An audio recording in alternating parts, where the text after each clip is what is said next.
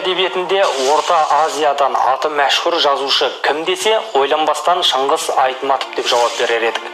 Мұхтар Әуезовтің ақ батасымен әдебиет кеңістігіне жол тартып, адамзаттың Айтматов атанды. Әдебиет әлемі бағдарламасының бүгінгі санын Шыңғыс Айтматовтың «Теңіз жағалай жүгірген тарғыл төбет» атты повесін арнамақпыз. Армысыздар ағайын, сіздермен бірге мен Нұрбек Түсіпхан. Әдебиет әлеміне бірге сапар шегейік.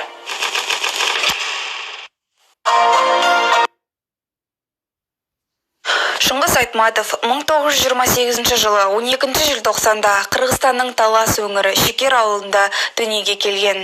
Шыңғыс Айтматовтың Аспалы көпір, Жәмила, Алғашқы ұстаз, Қош бол Гүлсары, Ертегіден соң, Ерте қайтқан тырналар секілді тағы басқа да әңгіме, повесть жинақтары, сонымен қатар Жанпида, Боранды бекет романдары жарық көрген.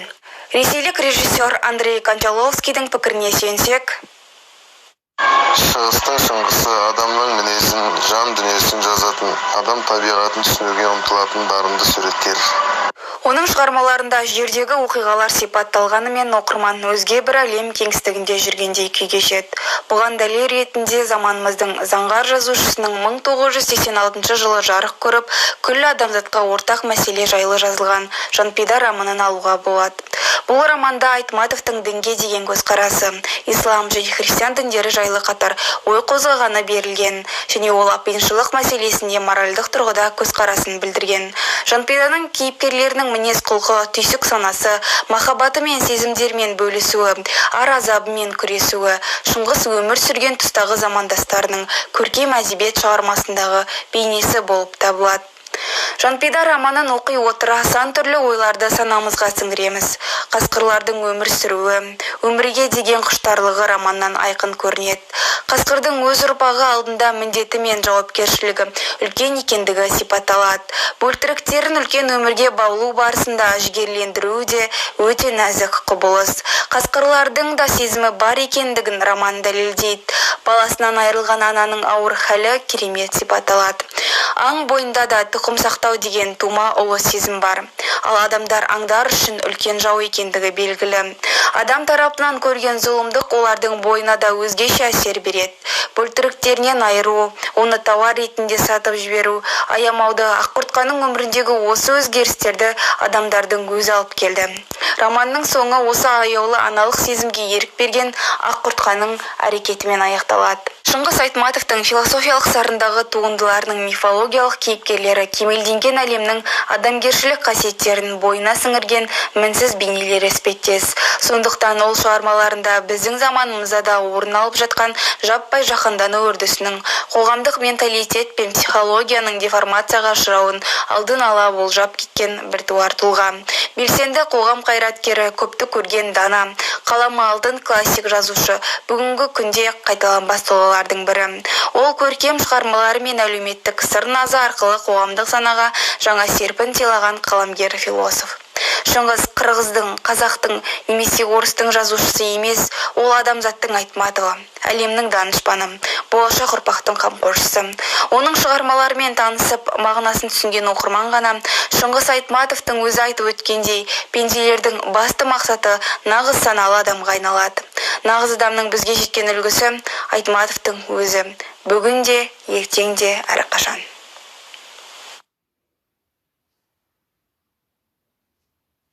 Міне балалар, сәлеметсіңдер ме?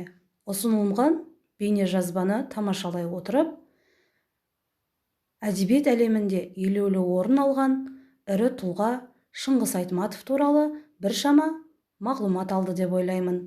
Олай болса, бүгінгі сабағымыз Шыңғыс Айтматовтың қандай шығармасына арналмақ? Шыңғыс Айтматов. Сонымен бүгінгі сабағымызды бастаймыз. Қазақ тілі мен әдебиеті пәні 8-ші сынып. Сабақтың тақырыбы Шыңғыс Айтматов, Кассандра таңбасы. Пән мұғалімі Оспанова Назира Тұрлыбекқызы.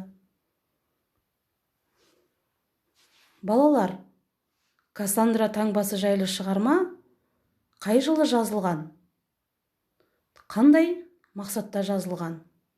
Осы тақырыпта сендерге жауап болу үшін мен сендерге тағы бейне жазба ұсынамын. Бейнежазбаны мұқият тамашалаңдар. Айтматов Чингис Терекулович, кыргызский и русский писатель, дипломат. Родился 12 декабря 1928 года в Таласской области в селе Шекер.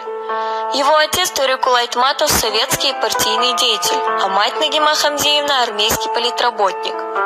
В 1953 году окончил Кыргызский сельхозинститут. Годы творчества 1952-2006 года. Умер 10 июня 2008 года в возрасте 79 лет.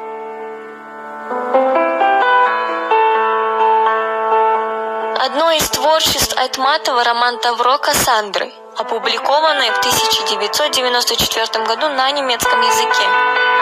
В произведении затрагивается тема антропологического кризиса. Сюжет же довольно прост.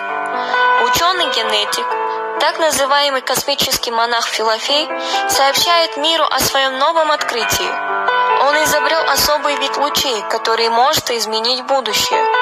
Луч – это связь с эмбрионами.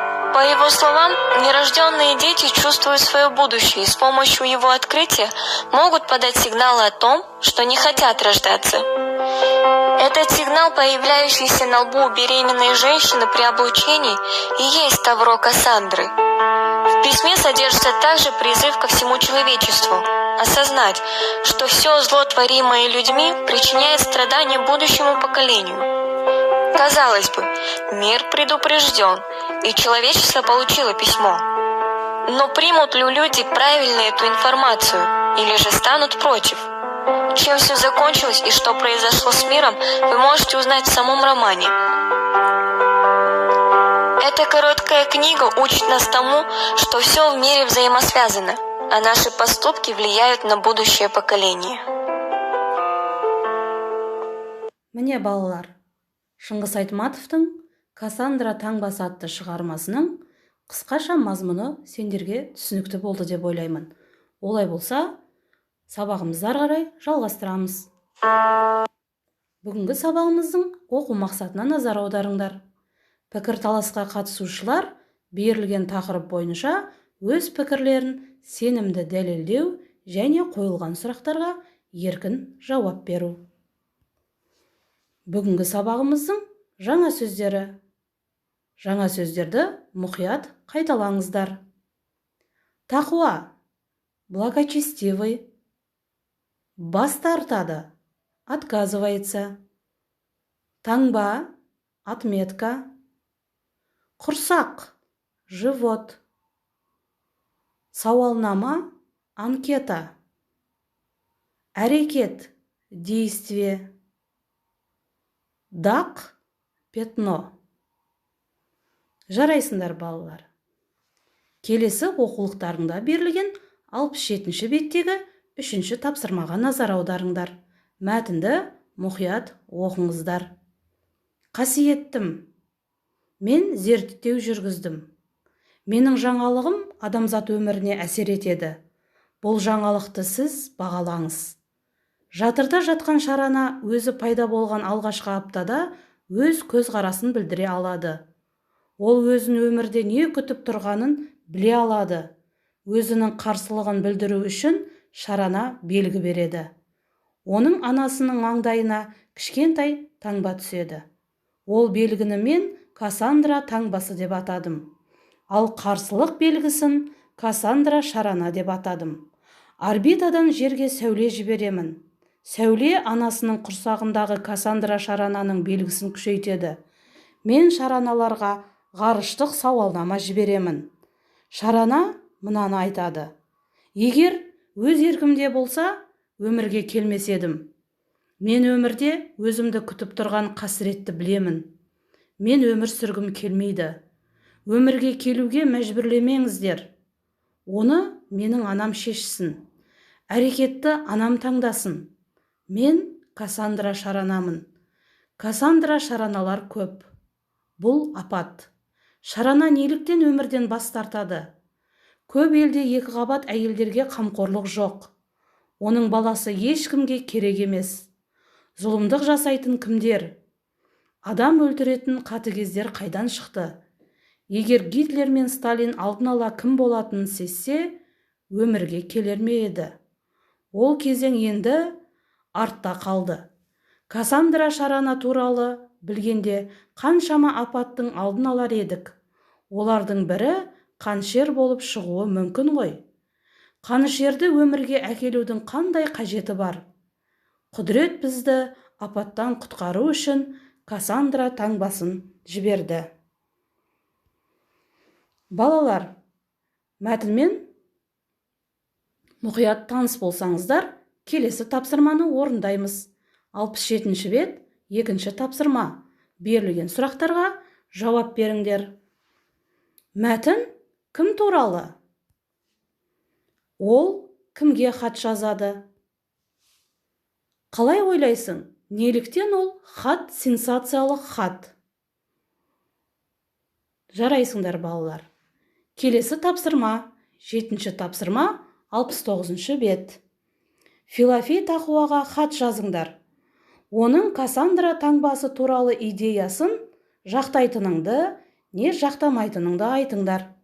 Ойыңды дәйек ете отырып, хатта этикеттік сөз оралымдарын қажетіне қарай пайдаланыңдар.